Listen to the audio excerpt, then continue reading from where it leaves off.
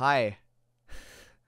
I'm the voice behind Shadow the Hedgehog, Jules. You can call me Jules, whatever you want to call me. This is really weird. I don't do live stuff, so I'm kind of out of my depth here, and I don't really know how to do this. It's already really weird. I've been trying to rehearse how I'm gonna like start this for like a good like 10 to 15 minutes because I don't know how to do this. I don't do live action stuff, but yeah, here I am. If for those who haven't seen me, this is my face and this is what I look like. It's not my first time I've done a face reveal. I've done multiple, but yeah. So I wanted to do something different today and tell you guys about something that I've kept a secret. Well, I haven't really told it. Basically, as you guys might know, I did a charity live stream yesterday. By the time this video comes out, it would have been yesterday. And in that video, I raised money for a place called the Royal Children's Hospital, which was a hospital that helps out with kids dealing with illnesses, who need surgery and all that sort of things. An amazing place, an amazing place. And a friend of mine, Bionic, said, like, I should probably explain my story in order to get more people to donate and understand why the Royal Children's Hospital means so much to me. Yeah, if you guys have been with the channel a long time, you know I've done multiple charity streams, and a lot of them has to do with that hospital in particular. And probably nearly every future charity live stream I do is probably going to be for the hospital. But I never explained why. So when Bionic told me to explain my story about why it means so much to me, it occurred to me that I never told you guys why it means a lot to me, and that was done kind of on purpose because I'm a very private person. I don't like talking about my personal life. I separate my my life from YouTube. You know that I play a character, so I pretend to be that character. I don't really talk about my real life experiences. Like I do sometimes, but I don't really explain it that much. So you guys don't really know me. And this was an event that happened years ago that kind of caused the butterfly effect. That basically is the reason why I'm here today. So I thought I would come clean with you guys and tell you about the story. In order, if people are very confused about the story I was trying to tell in the charity live stream, this is a more detailed version so you guys can understand where I'm coming from and where all this began. You know, all the YouTube stuff and everything that is now taking over my life. So, in 2015, I nearly died. I was this close to death. Really weird to think about. So what happened was I started getting really sick. Really sick. This is 2015. I was still in high school during this time, and I got really sick. But it was a sickness that wasn't getting any better. It was really bad. So I got to a point where I was sick for a good 1 to 2 months, but I just wasn't getting any better. I was constantly, I had shortness of breath. I couldn't breathe properly a lot of the time, and I was vomiting all the time. It to the point where I vomited probably a good 2 to 3 times every single day. No matter what I ate, my body rejected it. I always vomited it out. It was horrible. It was the worst I've ever felt in my entire life. And there was a reason for that. And of course we didn't know it during the time, but thankfully, my parents actually decided, you know what, because like we went to multiple doctors and went to multiple different hospitals, but they all said the same thing. Oh, it's just a cold. You know, we get over it. It's kind of hard to diagnose, right? So I don't blame them for that at all. But it got to a point where I was just so bad that even when I went to school, my teachers, like after I got back to school, my parents were like, oh, you have to kind of go back to school. I'm like, all right, sure. Even when I was at school, my teachers were like, there's something wrong. Like there's something not right here. Like you're not well. So we decided we'll just go to a hospital. We'll just admit ourselves to the hospital. Like regardless of what they say, we're going in, right? And that's when I found out I had an inflamed liver, water in my lungs, which is why I couldn't breathe, and I had an enlarged heart. That was the main thing. I had an enlarged heart. meaning that blood wasn't circulating through my body properly because of a twisted artery. There's a twisted artery in my heart which prevented blood from pumping through my body properly. My organs were practically shutting down, which is why I was vomiting and my lungs were full of fluid because of that, why I couldn't breathe properly. So it was a good thing that we got to the hospital, but that's the scary thing. If we didn't push like we did, I would have died. I don't really think about it that much, but it's weird to think about. Yeah, so when I was in the hospital for a good year of my life, almost like half of 2015 and 2016, most of my time was spent in the hospital itself. I'd go in and out a lot, and basically it got to a point where they tried managing my heart. They wanted to go the heart transplant route because my heart was very damaged to the point where they're like, oh no, we need a heart transplant. Like there's no way this is gonna go. But my parents kept on pushing to do other things, right? Like don't go to the heart transplant alternative immediately. So I decided that I would go for it. We try multiple medications to see what would work, but nothing was working. I spent a good 2 to 3 months in hospital trying out different various medications, doing various things. Eventually, the liquid did dissipate from my lungs. My inflamed liver got better, but in general, my heart was just really bad. My heart was beating 200 beats per minute. 200. I was the Flash. I couldn't believe it. Your heart is not supposed to go. For guys who don't know, you're not supposed to have 200. 100 or 120 is pretty good. 200, that's no. I had a beat. That's how bad it was. It was 200 beats per minute. That's crazy. That's and I felt in my chest, like my chest would go like this. Like you could see it through my chest. My chest was going like, it's like something out of a cartoon. You know, when someone falls in love with someone, it goes like the heart goes like that. And it was a weird time, but eventually they realized that the medication wasn't working, so I had to go under the heart transplant. But they couldn't just leave my heart the way it was without having some donors, or else I, of course, would cark it. So they thought of an alternative to sort of keep me going. They decided to install an LVAD into me. You guys can look this up. But an LVAD is basically called it stands for ventricular heart assist device.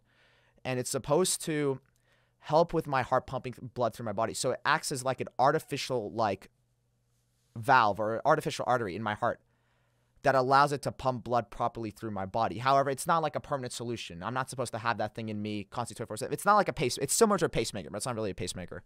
But yes, so basically I would use it. I would have it on until I had a donor for the heart transplant. So that way it could help out with everything. So then I got the heart machine, and I had surgery because I had to have heart surgery to insert the thing in. It was a giant. It was like this. It was like this big. Had to be inserted in a hole in my heart. And then that was instilled into me. I got to hold the machine before they put it in. That was weird to think about. And the surgery never really bothered me, honestly. I was pretty brave, all things considered. I don't know how I was. Like, if I were to do that now, I'd be very, very nervous to do it. But I'm okay now. I don't know how I was able to get through it. But, yes, so I had the surgery. This was back in late 2015. I had it, and it was one of the worst experiences of my life. That was the surgeons and everything were wonderful. Like, everyone was wonderful, and they did a wonderful job of the surgery. But it was just like how I felt afterwards. See, the problem with surgery isn't the actual surgery itself. And I want to kind of put this fear aside because a lot of people fear surgery. The surgery itself isn't really that bad. It's the recovery process that sucks. The actual surgery, you don't feel a thing. For me, it felt like that. I was put to sleep, and I woke up just like that. Little did I know. So they told me I was going to be asleep for a couple of days when they put this machine in me. I was asleep like that. I was asleep for a week and a half. It wasn't 3 days. I was asleep for a week and a half. And I woke up with the worst pain imaginable. Like, literally, I was pretty brave throughout the entire thing. Like, I never been a person that suffered through depression in my life. I've been very happy with the life I've lived and all the friends I've made. I've never had a reason to feel depressed or anything like that. But that was the first time where I emotionally broke down because it was horrible. That what I felt after that surgery was horrible. eventually I did get better. So I had to carry around this ventricular heart assist device. But a miracle happened when they put the heart machine in. They noticed that the heart decreased in size just by a tiny bit.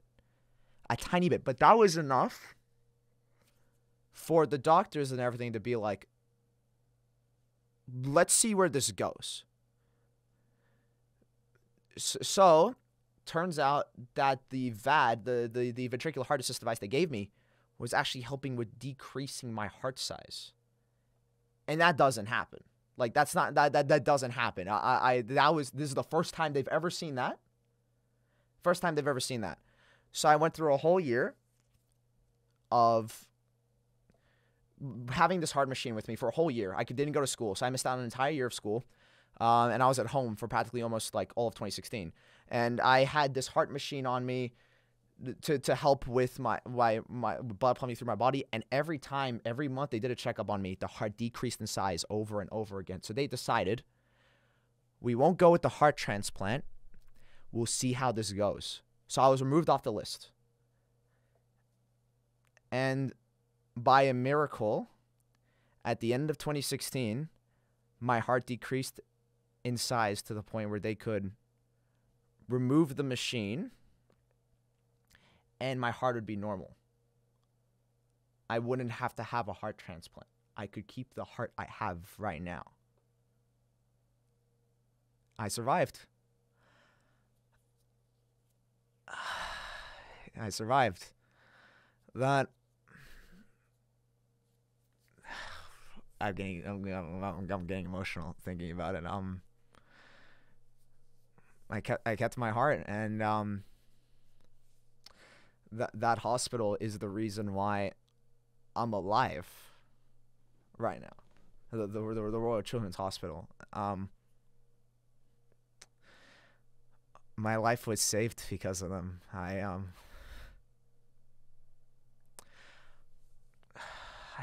owe them my life. I wouldn't be where I am today without them. It's weird because it was an experience that I want to forget, but I shouldn't forget. You know what I mean? Like, it's like one of those things where there's a lot of memories I have associated with that place. And the weird thing is, the truth is, I probably would have never made this channel. I know I never would have made this channel if I never got that condition. Because when I was in the hospital, all I did all the time was learn how to video edit and learn how to use Photoshop in my spare time. I used no tutorials. I was all self-taught.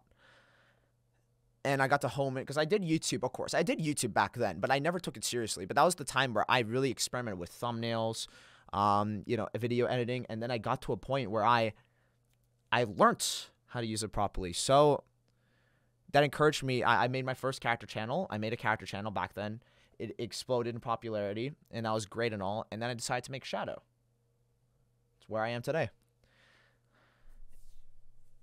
It's weird because I never realized how much that hospital actually changed my life until just like today when I did the stream.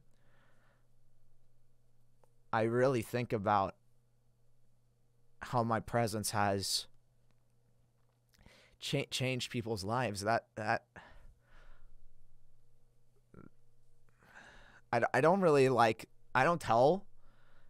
The reason why I don't talk about, like I say, I don't talk about IRL stuff or even like talk about this sort of stuff usually is because I'm a very secretive person, and a lot of people know that. I don't like, I mean, like if you're my friend, of course I would tell you things, but in terms of like in general about my personal life, I don't like talking about that on social media because that's my life. And that's very private, and I like keeping that life separate from this YouTube life. But I wanted to at least get a better idea about why I do what I do. Like for those charity streams, I haven't done them in a long time, which is why it was so great to do one today, and it did really well. We raised $600 for a place that meant so much to me, and I owe that place my life. And to think about the impact that they made not only on me, but the people I've seen my whole life. That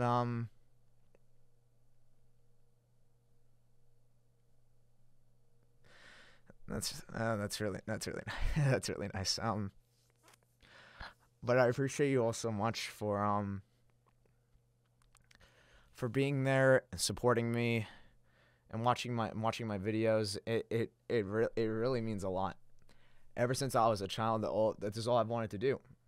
I've always wanted to be a YouTuber. That was my dream full-time job, and now that's my job now. And this studio that you see, I've never really shown it off, but all of this wouldn't have been possible without you guys. You guys did all of this. It's the butterfly effect that experience taught me, because that's the weird thing about that's life experiences. Without that heart condition, I never would have gotten any of this. I never would have met you guys. I never would have met all the friends I made along the way, or even have the life that I have right now.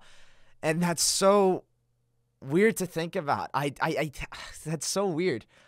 Life is weird, but life is great. I got through what I did because of my friends and family, but also because I just decided to keep on going, because I wanted to live life. And I'm living it. I'm living it, and I'm so grateful for this life and everything I have. I'm thankful for all you guys. And that hospital, my everything could have gone so differently. But I'm happy with the way things are. And I'm happy to share that experience with all of you. And all of you wonderful people that watched this video or watched my videos in the past. If you don't even watch me anymore, you're all here to...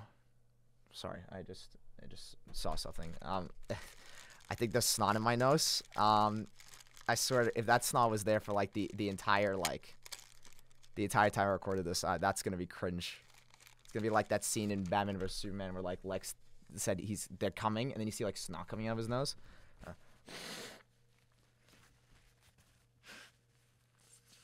I got emotional. Sorry. I'm also a little bit sick. So yeah. So that's why that place means so much to me, and that's why almost every charity stream I do, or probably even every stream in the future, charity stream I do in the future, will be going towards them, because I owe them everything.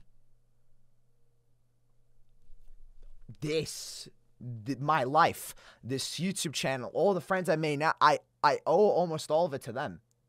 And no matter how much money I give, or how much I do, they will never be enough. So that's why I'm gonna try and spend a lot of my years just doing something like that.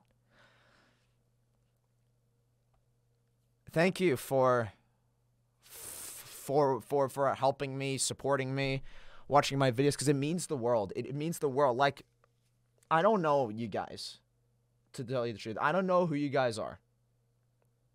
I see a lot of users online, and they're all real people, but I don't really know you guys. And it's hard to establish that connection in general because we're online. Unfortunately, that's just how it is. That's how social media works. We don't know the people we interact with online most of the time. But I hope I can share a bit of myself to you, so that way you can understand me better and understand where I'm coming from a little more. I'm going to keep on doing what I do, at least YouTube, for a long time. Maybe I won't be Shadow in the future, but I'll still keep on trying to do what I do now. I've made a lot of mistakes in my life, but this is one of the best decisions of my life, making this and you guys fulfilling a passion of mine that I've had for years. And I hope that I can continue to keep on doing this for a long time. I love you all so much, and all my friends and everything. I mean it from the bottom of my heart. Thank you. That's it. Pretty much an abridged version of my story. Yeah. So have a good day, everyone. Thank you all so much for watching. Thank you for sticking around. It was pretty personal to get through, but I'm happy that I got to finally share it. Thank you. I mean that.